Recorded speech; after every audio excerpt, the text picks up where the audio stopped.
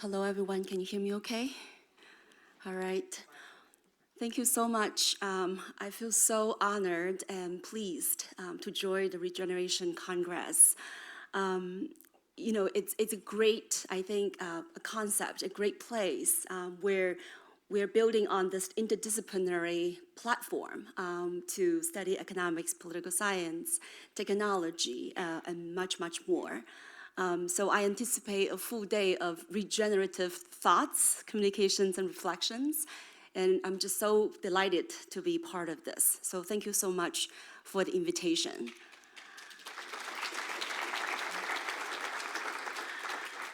And of course, your warm welcome. So before I start today's presentation, I just wanted to give a word about myself, because this is a strange-looking face coming from the United States. And as you might guess, I originally came from China. I was born and raised in China. Yes, the People's Republic of China, I should be more specific. And I went to the United States about 20-ish years ago. I studied under Randall Wray and Jan Kriegel, some of the prominent, as you might know, modern monetary theorists and the post-Keynesians. So after I finished my PhD, I started to teach at various liberal arts colleges. And I also work as research scholar at Levy Institute and Global Institute for Sustainable Prosperity. So again, I'm very glad to be here today, and I look forward to sort of co-learning with you when it comes to create this regenerative forces. It's very interesting because I just took a long trip to China in the summer. And I witnessed on the ground how much people struggle.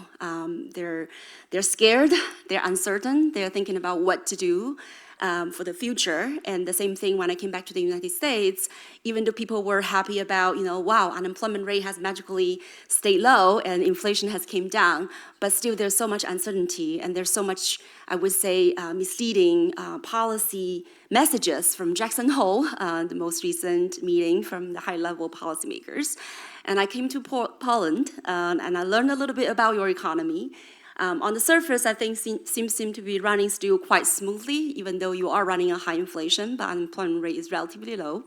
By the mainstream matrix, your public debt is quite explosive. Your total debt, that's what I meant.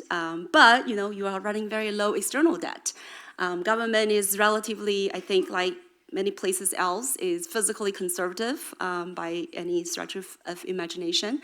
But fortunately, you're not part of the Eurozone. And so I think there are a lot of good things to say about the Polish economy, but I'm looking forward to learn more. And of course, I think the energy problem is remaining big issue. You still rely on fossil fuel for 80%, almost 80% of your energy sources. And of course, you're also heavily dependent on imports of energies. So I think we're facing a lot of common issues as I would address in the talk in terms of the poly crises. I don't take that term in a very sort of neutral way or non-critical way. I know there are a lot of comments about now you're talking about poly crisis when many countries, especially in the Western world, are struggling. But many countries like Yemen, like Haiti, they have always been living through this poly crisis. So for sure, but I think it's all the more emergent, right? All the more important, pressing for us to deal with the reality. I heard people talk about post-pandemic. We're not. We're still living in this disease, even though we don't call it pandemic anymore. But people are still struggling. We're still having a lot of misguiding policies. They're hovering around and could create a degenerative force. So I think it's important that we're here, especially with all these young people. I heard a lot of complaints from the establishments. So I think that's definitely a great sign. Okay, so I will start my presentation. So as I mentioned, my talk is titled Confronting the Poly Crises, MMT as a Regenerative Framework.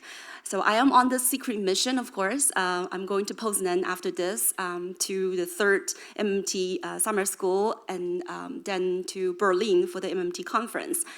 I don't know how much the audience here knows or hears about MMT. I know not all of you are economists, and even if you're all economists, probably you don't hear that MMT as a sort of a mainstream approach. Of course, it's still a French kind of economics thoughts, but it's getting a lot of attention, a lot of debates.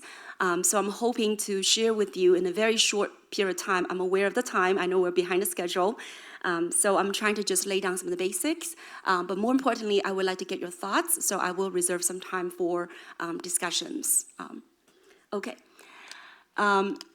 Oops.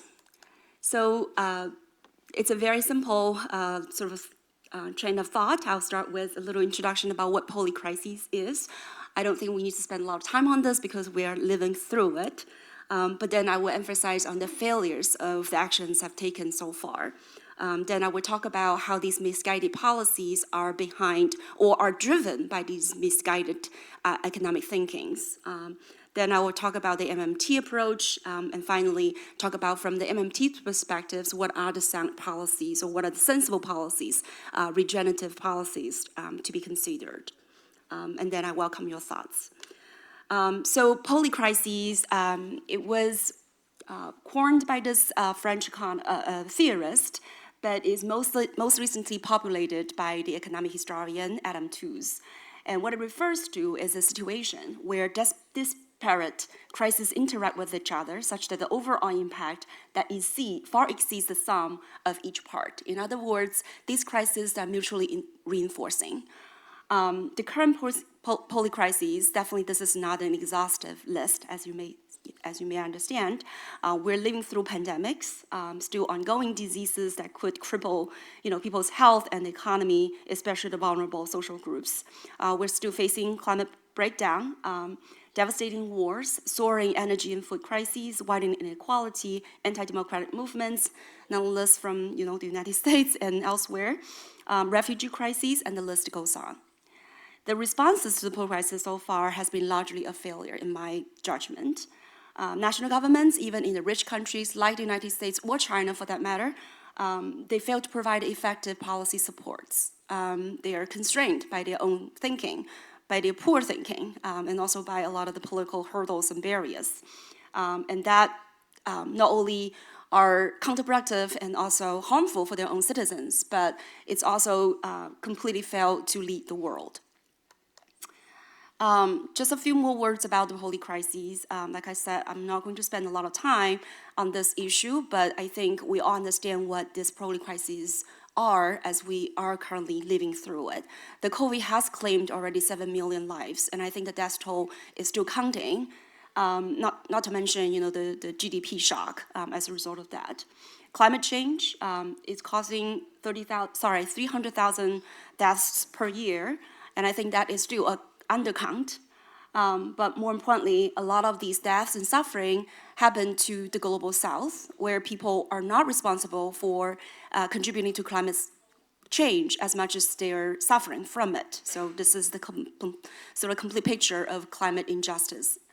And the Russia's war is still waging on, and it not only destroyed lives in both countries, but also created a lot of economic disruptions and humanitarian crises around the world, especially children. We're totally failing our future generations, so I'm glad the professor previously just talked about the generational differences, and I think we're not doing a good stewardship to preserve and build the future for our future generations.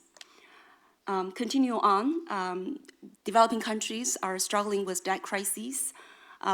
What that means is a real suffering from the people. Their government are using their precious foreign exchanges not to import important necessities like food and energy for their citizens, but they're paying the IMF, they're paying the Western private creditors. Private creditors now account for over 40% of of developing countries' debt, and there's no effective debt resolution. So that is really a pressing and emergent issue in a lot of developing world. Finally, the inequality, and I just use the example of the United States. While the rest of us are suffering, the billionaires, right, they are taking in over $2.1 trillion just in that, close to a year span. The Oxfam reports indicated that the global billionaires' wealth increased by $3.9 trillion, whereas workers, they had a combined earning fell by 3.7%. And you can clearly see a redistribution of the wealth, right, from the working class to the capitalist class. Now, how have we responded so far? Not very good by any measures. In the West, we said things we can't afford. We can't afford healthcare. We can't afford so-called welfare spending. We can't afford investing in the Green New Deal. We can't afford education. But, of course, we can afford the $800 billion more national defense spending. We can afford waging wars on other countries' ground, and so on and so forth. The rich countries are failing in their promises in delivering pandemic relief and also for climate relief, climate spending to developing countries. A lot of the so-called funds are actually loans, right? Those need to be repaid. That added just to the debt burden of a lot of the developing countries. The top left corner is Janet Yellen, the Secretary of Treasury in the United States, speaking about the US is going to run out of payments, which I'll talk about how flawed the kind of thinking is and how pernicious the impacts are. Further, not only rich countries are failing, but also the international financial institutions that they led also failed to play their parts. The IMF are still implementing austerity measures for the countries that they lend emergency loans to, even though their staff reports clearly indicated that austerity is not helping these countries to improve their ability to pay back their loans. But despite the scientific research results that they published, they still continue to follow their own thinking, follow their own play script, right? Demanding austerity measures to Argentina, for example, right? And many other countries alike. So, what are the perils of these mainstream economic thinking? What they're thinking at the center of their economic framework is scarcity. Not only resources are scarce, but money, the financing part, is scarce. So for households, we need to make sure we don't live beyond our means. Same with governments. They need to make sure they balance the budgets. Deficit spending are bad because they crowd out private spending. They leave future generation debt. And deficit spending is wasteful. They're also inflationary. So the inflation in the United States was largely due to the close to $5 trillion of pandemic relief by the Biden and Trump administrations. So all of these are very familiar, right, economic thinking that we hear every day in the media and also in the high-level economic meetings.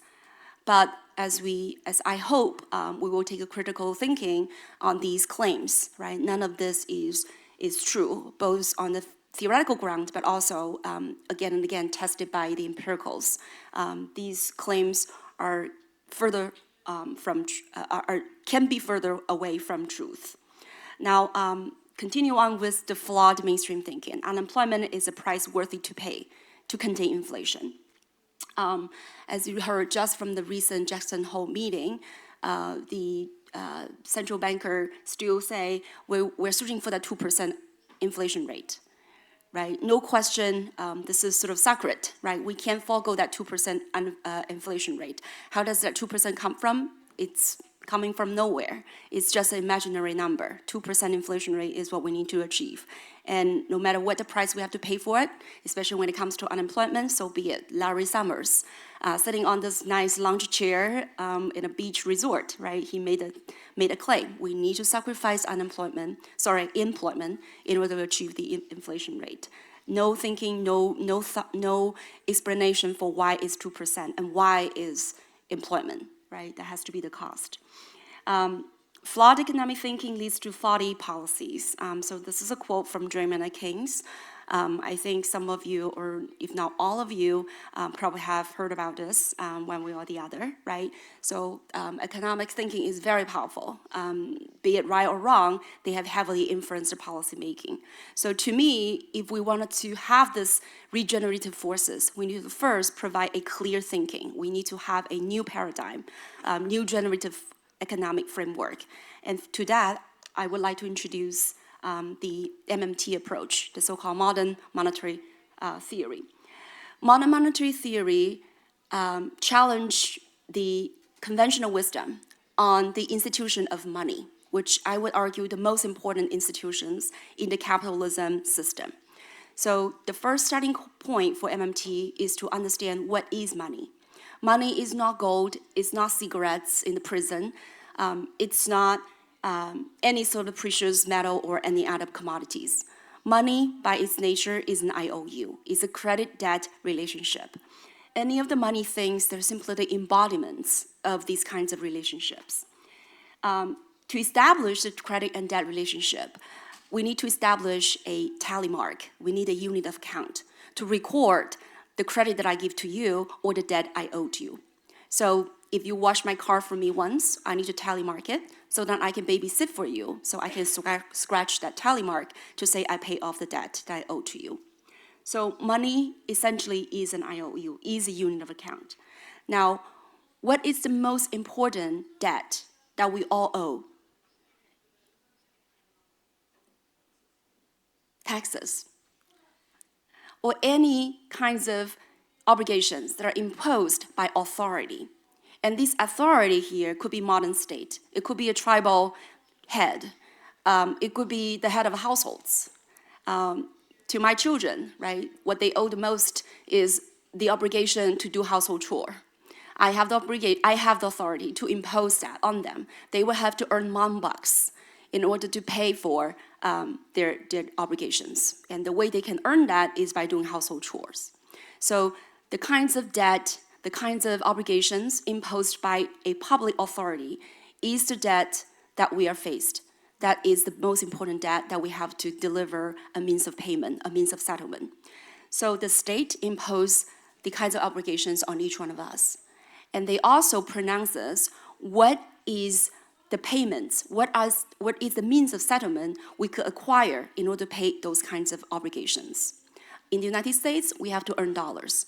In Poland, you have to earn the PLN, right, in order to meet your tax obligations. And once we establish that, the private sector can utilize this monetary relationship to go around and do their own transactions or their own sort of credit and debt relationships. But what sits at the top is the public obligations, the public money, the state money that we all need to earn in order to settle our obligations. This is the most difficult part and the most challenging part, I think, to really understand and to really critically think, to challenge the mainstream approach. Because in the mainstream approach, money always comes from the market higgling and haggling. It's from a barter of exchange. So money is just a means of payment, it's just a means of exchange. And therefore, everyone can run out of money. But from the MMT's approach, the state, the monopoly issuer of money, can never run out of the dollars. And don't take my word for it. This is all the government officials who are really in charge of the public money, who are behind these kinds of public money scheme. They have said exactly the same thing.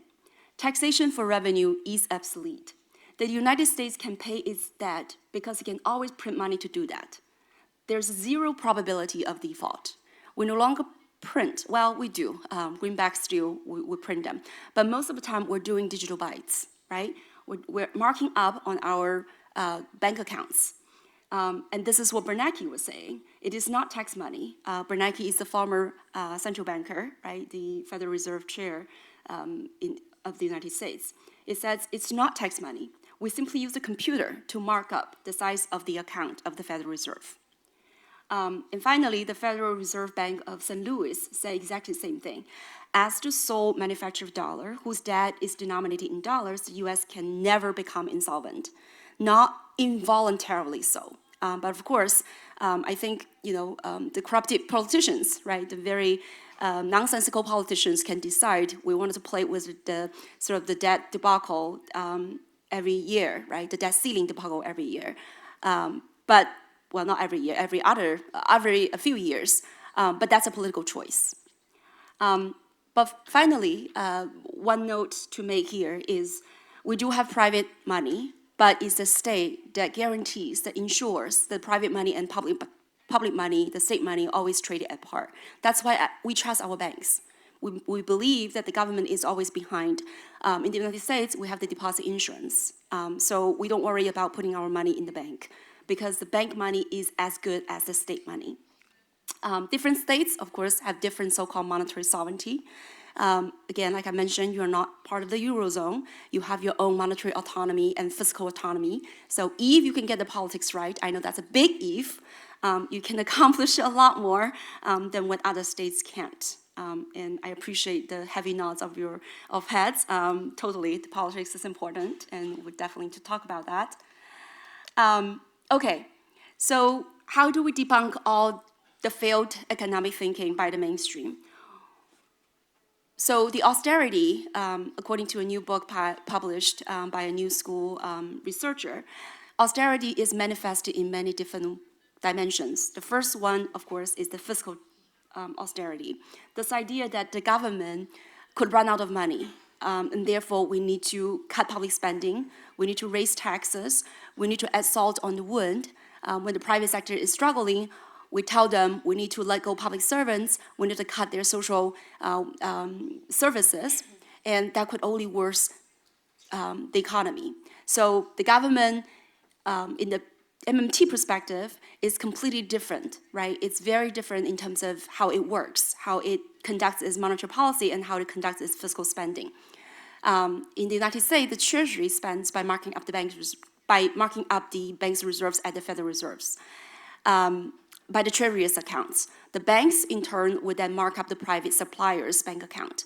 I know this kinds of lingo, maybe it's a little bit sort of complicated and abstract, but at the end of the day, it's pretty straightforward in the sense that when the government spends, they are not constrained by how much money they have on their account. They're going to mark up the bank reserves account at the Federal Reserve, and that is how money is being created. So in MMT, we said the government spends money into existence. And spending has to proceed before the government can collect any taxes. Ask yourself, if the government does not spend the money into existence, how are you going to acquire the public money, the state money, in order to pay your taxes, right? So that's the first point. The second point is that when the government spends, as I just mentioned, it will mark up the reserve balance at the Federal Reserves. That means the reserves now are increased, not decreased. And as a result of the increase in reserves, that could only put downward pressure on the interbank lending rates, which is what we, close proximity is the Federal Reserve interest rates, right? So if anything, government spending will increase reserves balances, and that would put downward pressure on the interest rate, not upwards. So there goes out of the window the whole idea of crowding out. Whenever government spends, it will drive up the interest rate. No, it drives it down. Now, what would happen if the government say, I don't like the interest rate to be driven down? Well, they could conduct open market operations. They can sell treasury bonds and drain the excess reserves. Alternatively, they can pay interest on those reserve balances. So banks are more than happy to keep their reserves at the central bank instead of leveraging on the reserves and lend to the private sector, right? Because the post-Keynesians would say money is endogenous. If the private sector does not come to borrow, the banks cannot force you to borrow, okay? So that is important in the sense that, for one, government will not run out of money. For two, government spending does not crowd out private spending by driving up the interest rates. And finally, public spending means that, this is just one chart to show, as we increase public debt, you see that Fed funds rate, sorry, there was no Fed funds rate on this chart, but there's the yield on the government securities, both for the 3 months bill and also 10-year notes. You see that yield has been going down, right? Correlated with a higher and higher public debt. So higher public debt does not drive up the yield, does not drive up the interest rates, as very clearly shown in this negative correlation. And here's what I was going to say. Not only is not is not only is government not constrained by their financing power to spend, but government spending is useful, it's helpful, it's beneficial for the private sector. So as you can see from this chart, when the government spends, when the government is in red, that means we're in the black.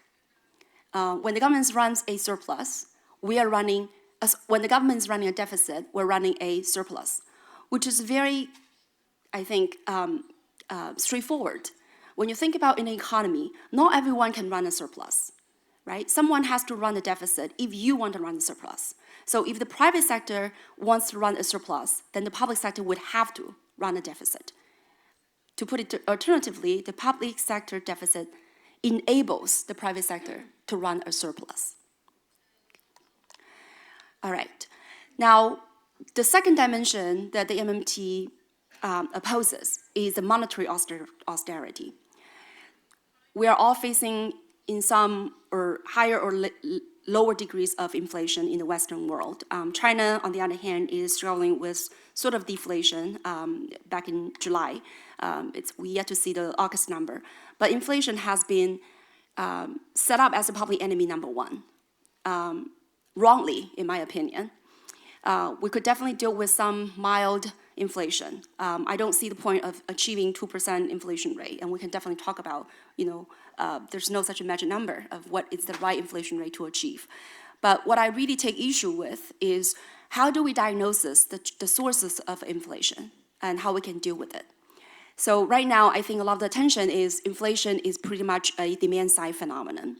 And as Randall Wray likes to say, this is one of the flawed thinking in mainstream, which is unemployment is actually a demand-side problem, and inflation is supposed to be a supply-side problem, and the mainstream get it completely upside down. Inflation started from the pandemic years, when we have the supply chain disruption, when the supply side constraint, came with a war that drive up the energy prices and food prices, climate change that destroyed many of the food production.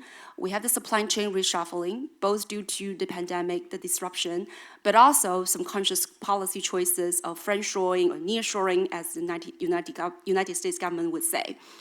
And we also have the producer markup pricing scheme with soaring profit margin, and that created the so-called cellular inflation, according to Isabella Weber.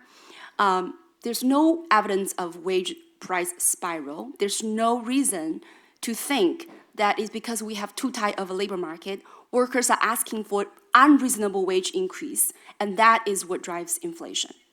But despite all the sound evidence that we can gather, and despite all this rigorous economic thinking, the mainstream is still going down their rabbit hole. They believe inflation is demand-side problem. They continue trying to suppress the labor market in order to fight inflation. And of course, right now, there are many people acclaim, look at the Fed, they have done their work. They have increased their interest rates, right, for 13 times in a row, and now they're able to tame the inflation without generating a recession. The problem is, if you ask Powell, how did this happen? I don't think he can give you an answer, because their thoughts is we can suppress the labor market in order to fight inflation. Well, we're still having 3.5% unemployment rate, which by the Fed standard is very low. It's still very tight labor market, but inflation rate has gone down. We're looking at 3% or 3.5% inflation, annual inflation rate right now in the United States. So how did it work? I don't think they can provide any sensible answer, right? Even though they take credit for it. By raising the interest rate, it could actually make things worse. One thing that one of the founders of MMT, Warren Mosler, like to say, when you increase interest rates, what it does is it simply provide more interest income for people who have the treasuries. Who are these people? Mostly the rich, right? They're holding treasuries at their private assets. They're receiving close to 18% of the GDP injection of interest income on their holding of treasuries. That's a tremendous injection of demand into the economy, even though it's very unfair and unequal. In addition, high interest rate could also work through the supply channel. When the interest rate is too high, companies would factor that into their production cost, and they will mark up their prices to overcompensate the higher interest rate, higher interest costs. So if anything, high interest rate would worsen the supply side factors and increase inflation. And even on the housing, I think the cooling effect is dubious. So I'm quoting here Papadimitriou and Ray's 1996 paper. Of course, it's outdated in some ways, but I think what it means is that these dissenting voice has been voiced a long time ago, but no one seemed to be paying attention to it. But again and again, we made the same mistakes. Right now in the United States, despite a higher interest rate, the housing market seems to be recovering again. So again, there's no evidence that higher interest rate help to cool the housing market in order to fight inflation. If anything, when the interest rate is high, you don't want to buy houses.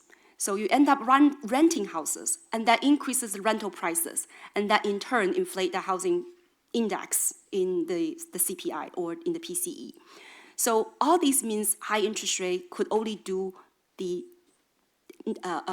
perverse way, the adverse way, to create even more inflation. The only time the high interest rate could work is by completely crash the economy, by generating financial crises, by completely stall the credit flows. So I'm glad we're not there, and hope we will not. But it's very likely the Fed is going to raise the interest rate by another 25 basis points in September, as they indicated in multiple places.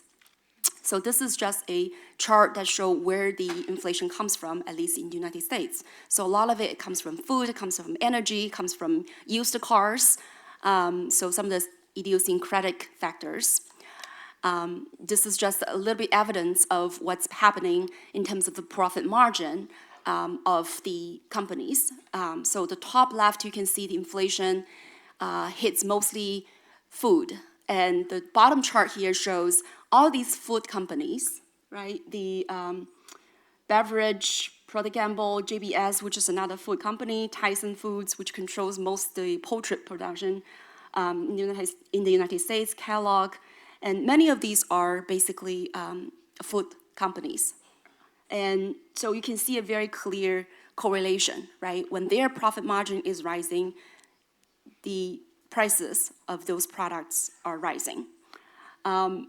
So here is the S&P operating margin. So it's a proxy for businesses margin. As you can see, they shot up after March 2020.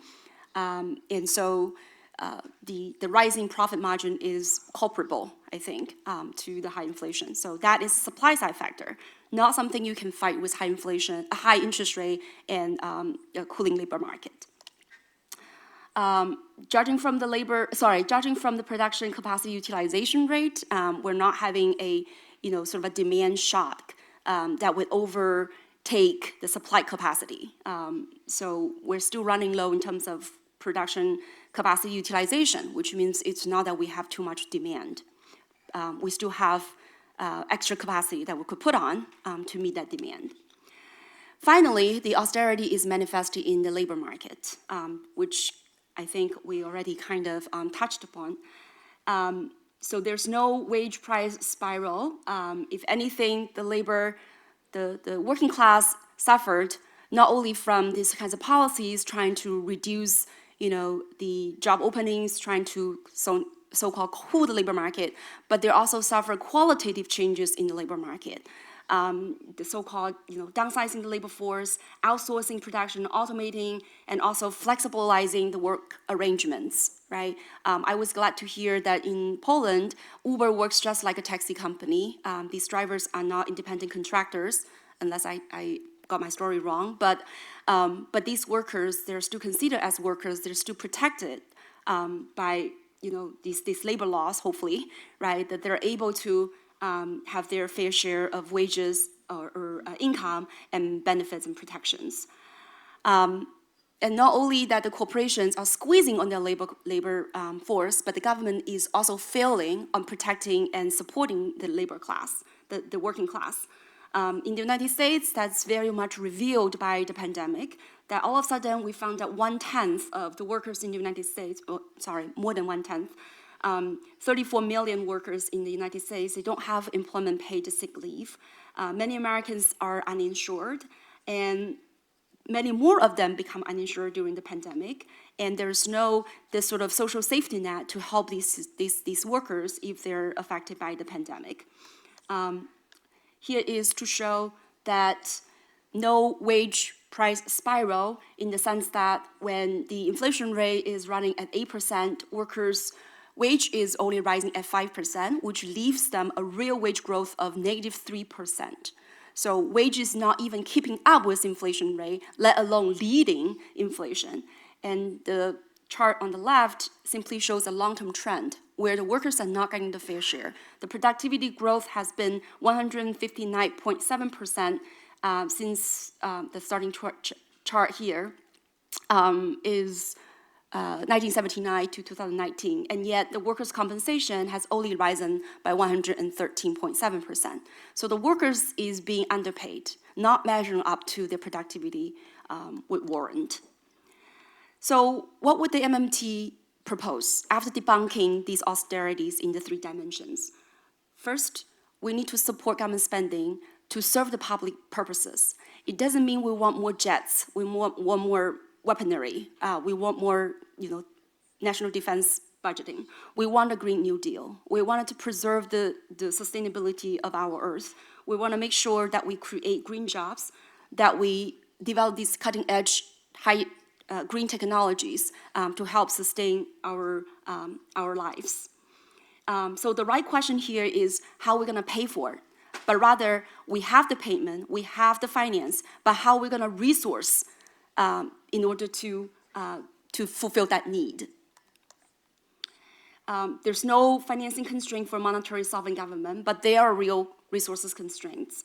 So we need to mobilize underemployed resources, shifting some of the already employed resources and create new resources. Resources are not, they're created.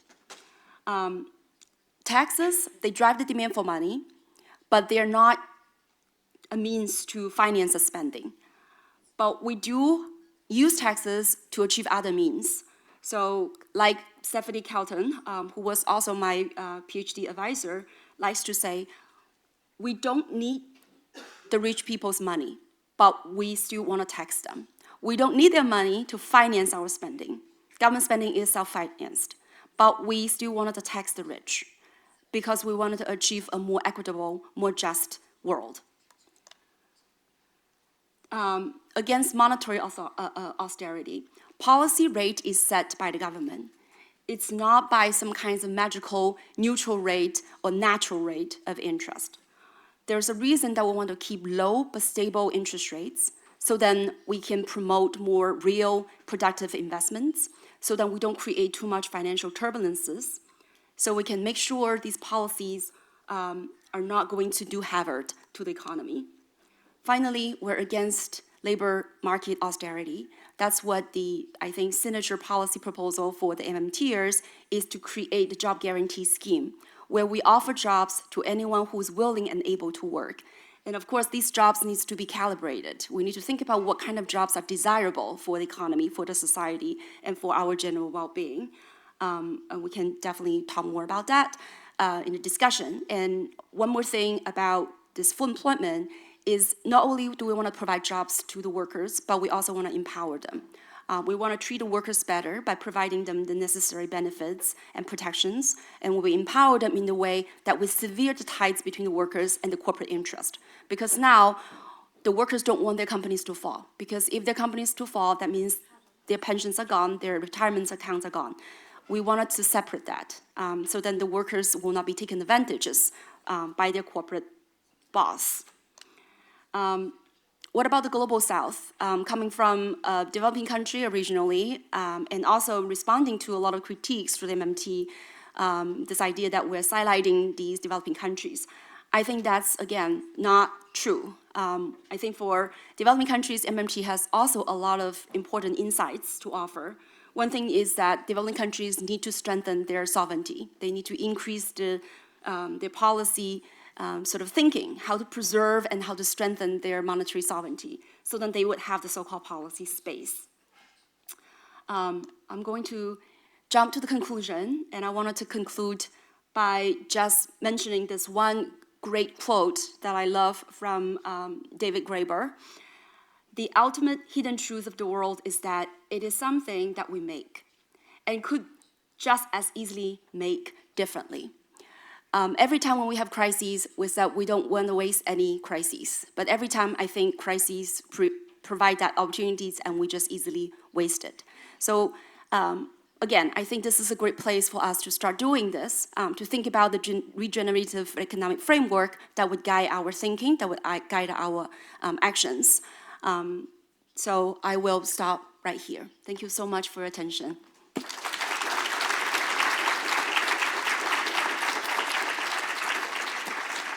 Zapraszamy do zadawania pytań.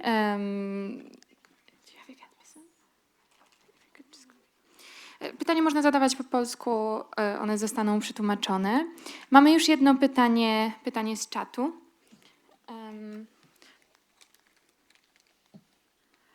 Pani Ewa Myszkowska pyta, czy mogłaby Pani polecić publikację, która pomoże uporządkować temat MMT?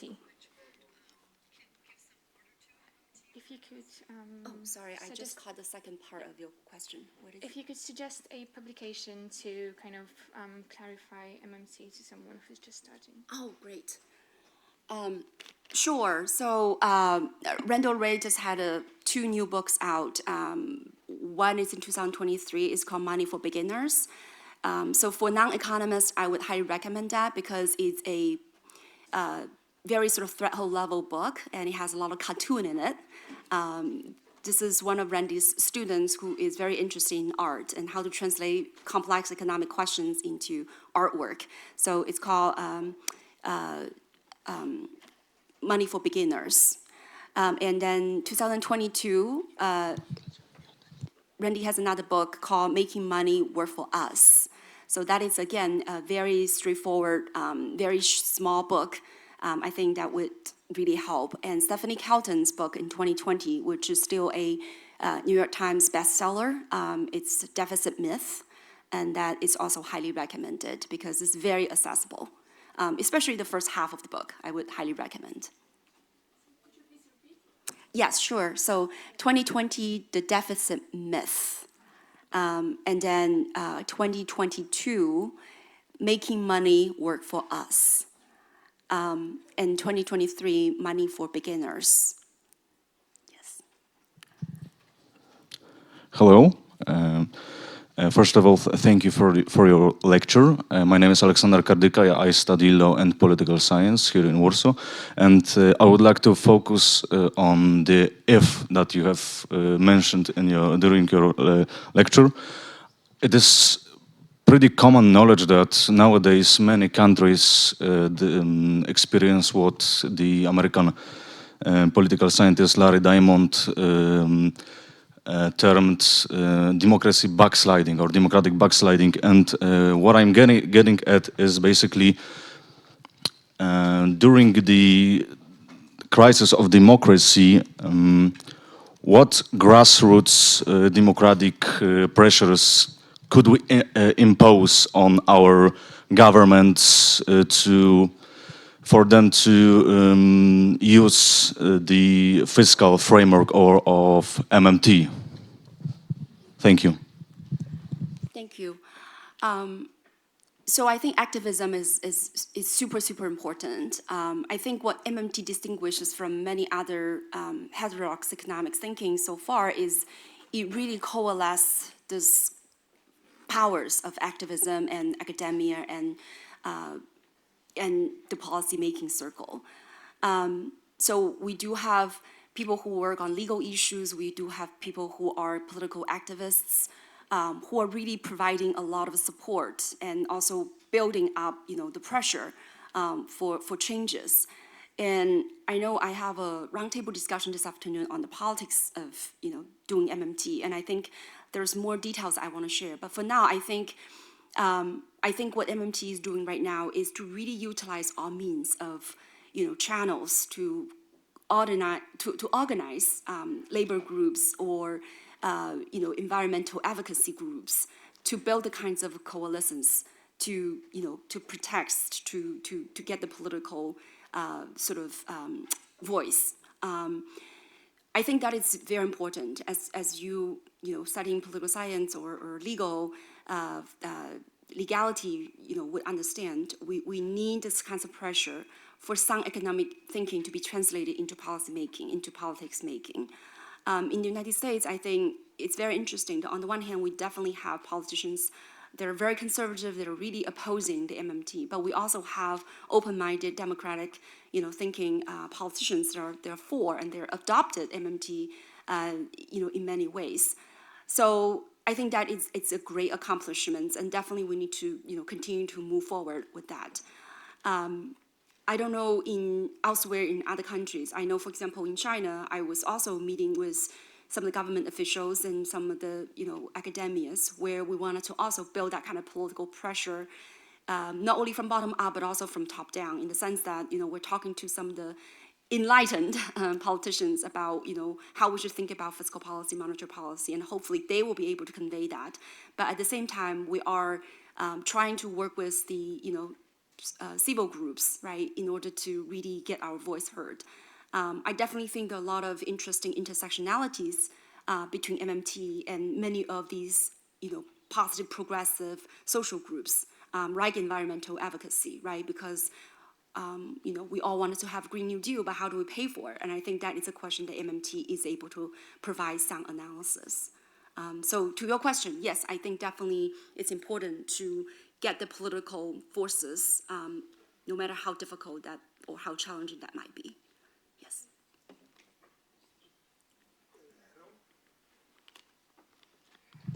Hello. Okay.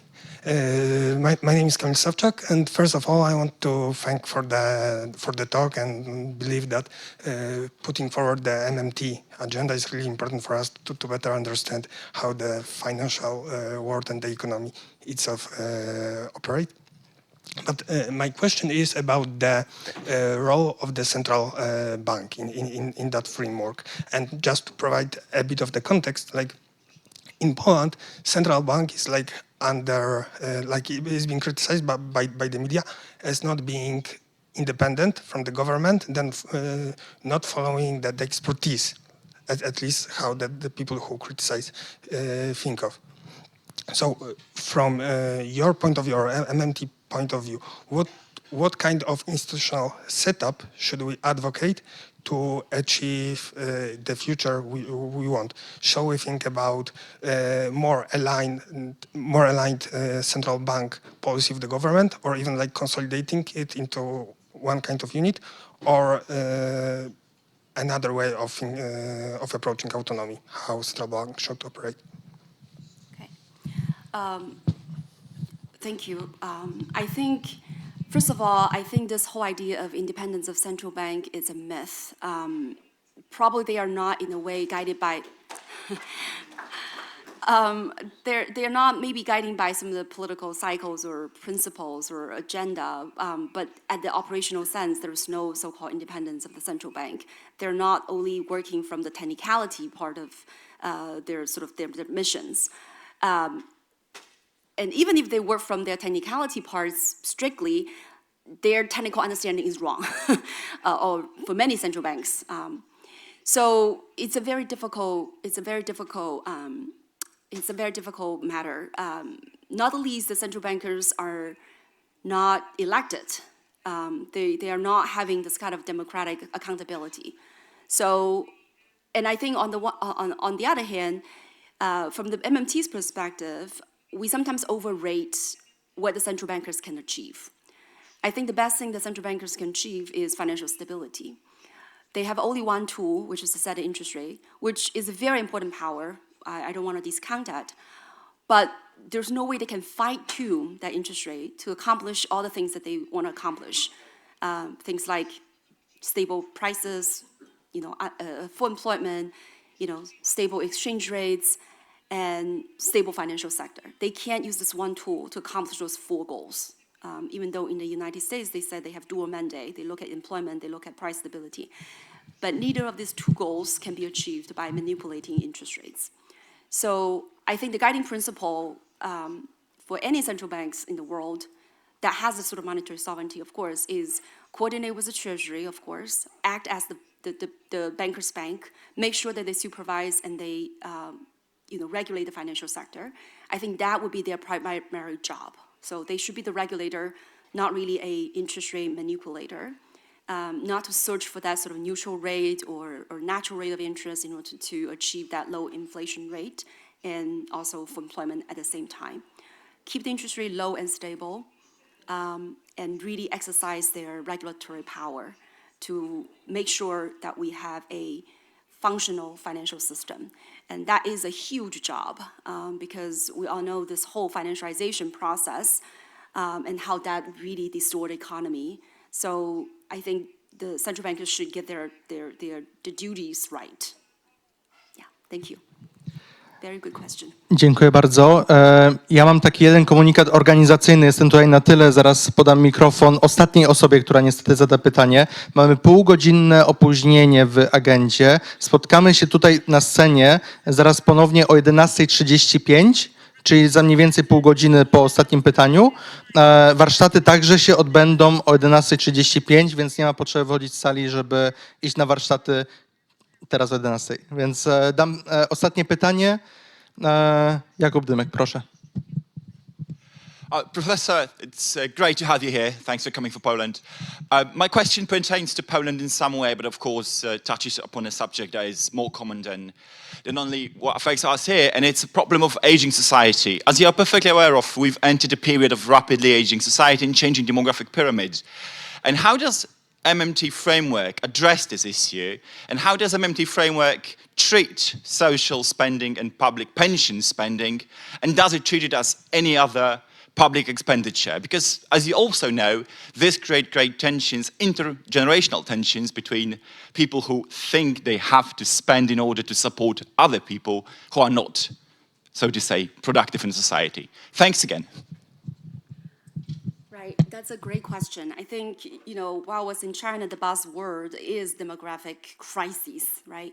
I think that's, again, it's another myth. I think when you think about the demographic transition, it's not a shock. We all anticipate that coming. And so the way is how we prepare for it. So I think from the supply side, of course, the concern is we're running out of the productive workforce. But at the same time, we're yelling about AI, we're worried about AI taking away our jobs. And German Kings wrote, at least 80, 70 years ago, that, once we achieve that great productivity growth, all of us will be just working, 5 hours a week, and we can just enjoy other parts of life, and that never happened. I know I personally don't work just 5 hours, and I don't expect you to do that either. So I think from the supply side, we still have great potential to harness technology to produce, to grow that productivity. So I don't think from the supply side, it's a huge, huge concern. I'm a technological optimist. And I believe, as the pace we're going, what I'm worried about is how we will use technology to serve the human needs. But I think the potential is there. So I'm not worried that we'll have underdeveloped technology to boost productivity. But I hope that we can make sure that we use technology in the right way. But the demand side is, I think, what I would worry more, which is aging population may not provide the kinds of demand that would drive the economy. But that said, I think demand is definitely cultivated. And so I think we should be able to create the kinds of demand even when the population is aging. And then you mentioned about pensions or any kind of retirement schemes. I think, again, this is not a financing issue. It's not that, when we're old, we don't have the money to spend. The question really is how we're going to find the real resources to support the needs. So in other words, you could save as much as you can today, right? This whole idea of fiscal austerity, we need to make sure that the government coffer is full, so we get all the money we need, and when we're old, we'll be able to spend it. But the real problem is, even with the money, without the real resources, what are you gonna do with the money? You can't eat it, you cannot house it, right? So the real question is how we are able to, again, invest now into the future productive capacity, so that when we are old, we have the robots, to grow food or to, provide any sort of needs for us, and we will have solid sort of demand with the sort of supply coming from the high productivity growth. And financing is not the issue. The real productivity, the real production capacity is the issue. So when you hear people saying we need to save today, not investing in the green infrastructure or productivity or education, so then we'll be able to have enough money to take care of the older generation, I think we're completely getting that upside down. Yeah, thank you.